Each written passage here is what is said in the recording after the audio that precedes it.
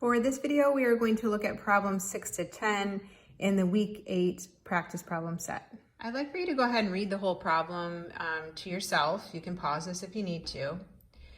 Now, what we've been working with, like in our last 5 problems, is we're really just focusing in on the ratios, kind of the difference in the measurements, the actual measurements.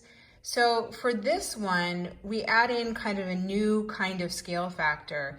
And the key really here is this phrase, multiplies each dimension by 1/2. So if we think about it, we're taking our original drum and we are going to reduce it by 1/2. So if we, our answer here is going to be B. So the cylinder with Sarah's dimensions will still be similar, but the scale factor here in regards to this multiplied by 1/2 would be 1 to 2. Okay, all the dimensions would be double the original. All right, so that's number 6. All right, the next concept that we have in this unit is that when we have a scale factor, we have certain rules that we can use to apply to those scale factors when we want to change the dimensions from an original scale factor to figure out how the surface area would be impacted and how the volume would be impacted.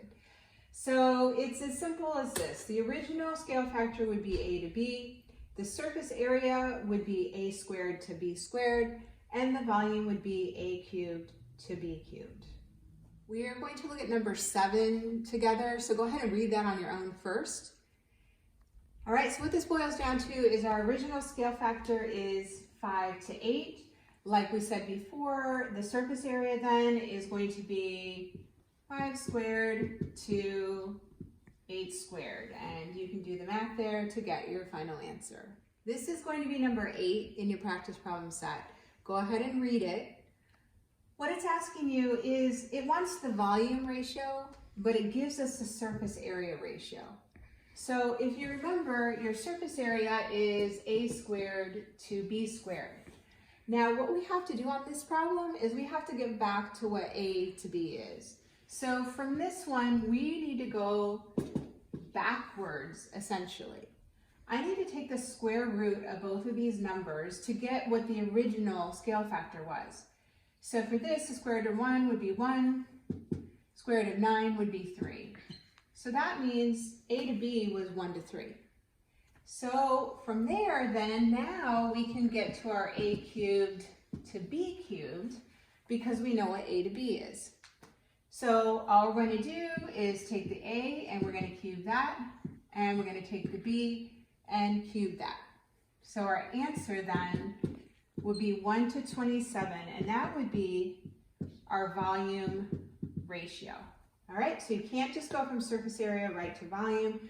You have to go from surface area back to the original and then cube the original to get your volume ratio. For number 9, we're just going to look at this one together.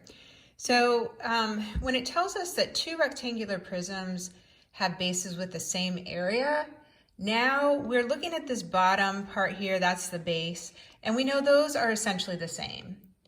So what changes here from this prism to this one is the height, right? We go from 6 to 24.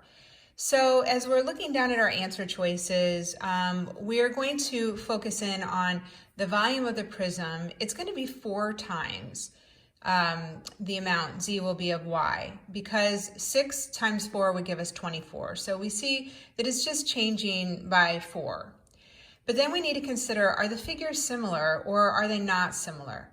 So if we don't change the area of these squares, that means they stay the same. If we do change the heights, then those are different. So we would see that the ratios of these bases would be the same, but the ratios of these heights, now they would be different. So because of that, we would say that the figures are not similar. So the volume is going to be 4 times the original, and the figures are not similar. So your answer here is B. For number 10, we have a tent and they're going to be making a larger one. It tells us that they are similar. So we know all of the dimensions are going to change proportionately. And they want to know how will the volume of the new tent compare with the original. So essentially, I need to find that A to B here.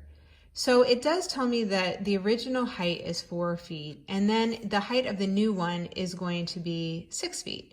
So that's going to be my A to B. I'm just going to compare those heights. I know everything else is similar, so I don't need to worry about that. All I need is this 4 to 6. So I'm going to write this out here. So I've got my 4 to 6. Now when I'm dealing with scale factors, I have to reduce them before I manipulate them.